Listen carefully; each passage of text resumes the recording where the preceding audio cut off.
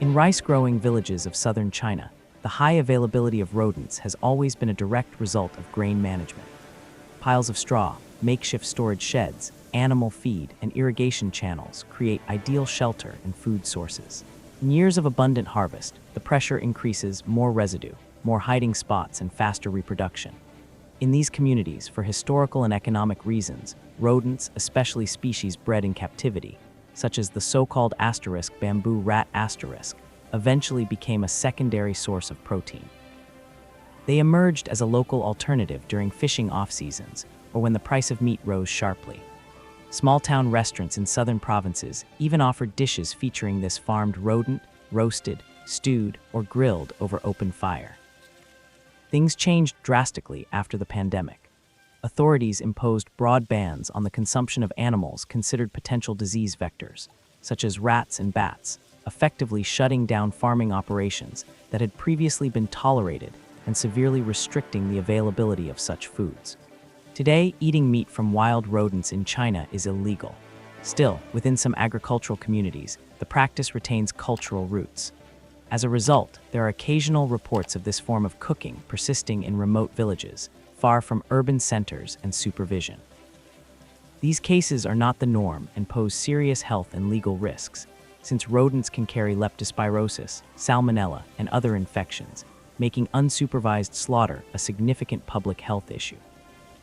Throughout history, farmers have sought ways to control rodent infestations without contaminating their land with toxic substances that could harm livestock such as cattle, chickens, and sheep.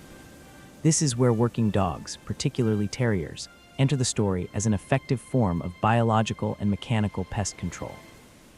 In some villages where the consumption of rats was already a cultural practice, farmers saw no issue in cooking the animals after a hunt, but what seemed harmless often carried hidden health risks. While this pest control technique has long been established in the United Kingdom, with organized teams able to remove dozens or even hundreds of rodents in a single day without pesticides or toxic chemicals, modern operations emphasize safety. After capture, the animals are properly disposed of, and preventive measures follow to block reinfestation and reduce disease spread. This practical, environmentally friendly model of pest control continues to inspire similar approaches on farms worldwide. In the rice-growing villages of southern China, the relationship between harvest, pests, and food has always been practical rather than symbolic. In rural regions such as Guangxi, Guangdong, Hunan, and Jiangxi, families accustomed to living close to granaries developed local culinary habits that clearly separated urban rats, associated with waste and sewage, from rural species, particularly the bamboo rat, which was farmed in controlled conditions.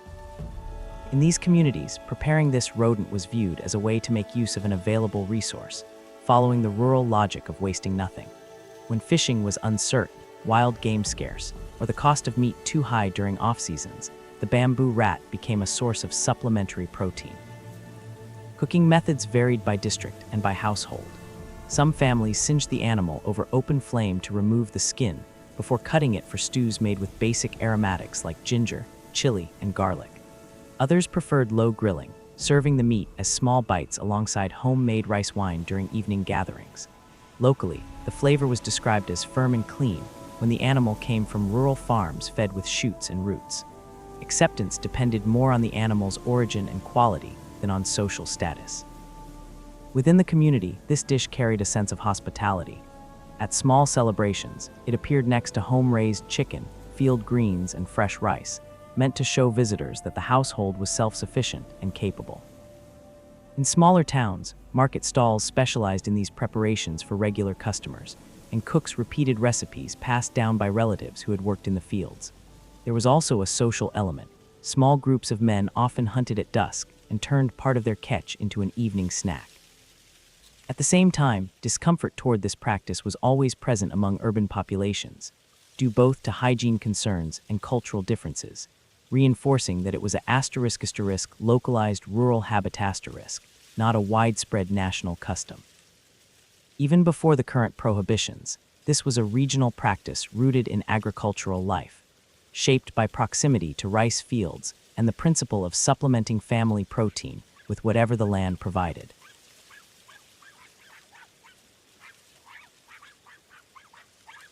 In agricultural regions dominated by rice and grain cultivation, the constant presence of rats is an unavoidable challenge. With abundant food and shelter, rodent populations can grow quickly, threatening stored harvests and spreading disease among livestock. To deal with this, many farmers rely on an age-old, highly effective solution, using trained dogs to hunt and eliminate rats directly where infestations occur. These dogs, usually small and agile, are selected for their strong prey drive, quick reflexes, and ability to squeeze into burrows and straw piles where rats hide. The process is straightforward. While farmers turn over the soil, move debris, and lift grain stacks, the dogs stay alert. As soon as a rat darts out, the dog reacts instantly, catching it with precision. This approach is fast, requires no poisons, and prevents contamination of the environment, making it a natural and safe pest control method. On small farms, the dogs are part of daily life. They are raised alongside other animals and become familiar with the rhythms of the field from an early age, making training easier and more instinctive. In many rural areas, the work is done right after the harvest, when rats seek shelter near dry storage sites. Neighbors often gather to conduct group control efforts, using the opportunity to clean barns and reinforce storage structures. This technique shows that, despite technological progress, pest management in the countryside still depends on practical knowledge and local adaptation. The use of dogs to catch rats is not merely a reflection of old habits. It's a rational response to protect production while keeping the environment free from contaminants. It remains a simple, efficient, and accessible form of control, combining the animal's natural instincts with the farmer's careful management. Today, the reality is different. The consumption of wild rodents in China is illegal, and enforcement is strict in both rural and market settings.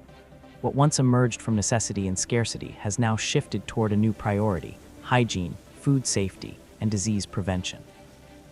Instead of viewing rats as a potential food source, farming communities must now manage them as carriers of disease and threats to crops. In this new context, the use of working dogs reappears as a modern and sustainable alternative. By eliminating infestations without chemicals and preserving ecological balance, dog-assisted control teams deliver immediate and safe results. The lesson is clear. The past shows how rural populations adapted to survive, but the future requires safe, lawful, and sustainable practices. Pest eradication should be seen as part of farm management, not as a food source. Just as in the United Kingdom and the United States,